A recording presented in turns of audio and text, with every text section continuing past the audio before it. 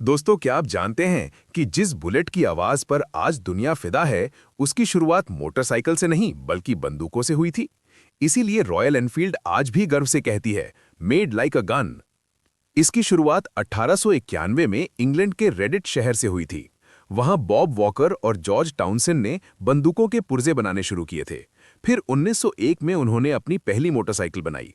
उस वक्त ये बहुत ही बेसिक थी, लेकिन इसकी मजबूती कमाल की थी।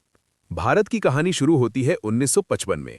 हमारी सरकार को बॉर्डर पर पेट्रोलिंग करने के लिए एक ऐसी बाइक चाहिए थी जो पहाड़ों और खराब रास्तों पर टिक सके। तब भारत ने इंग्लैंड को 350 सीसी की 500 बुलेट का ऑर्डर दिया। यहीं से बुलेट और भारत का अटूट रिश्ता शुरू हुआ।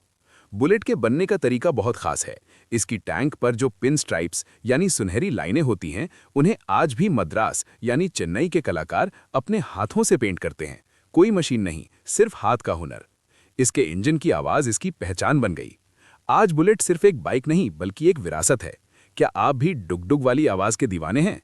कमेंट में अपनी फेवरेट बाइक का नाम लिखें और ऐसी ही कहानियों के लिए सब्सक्राइब करें।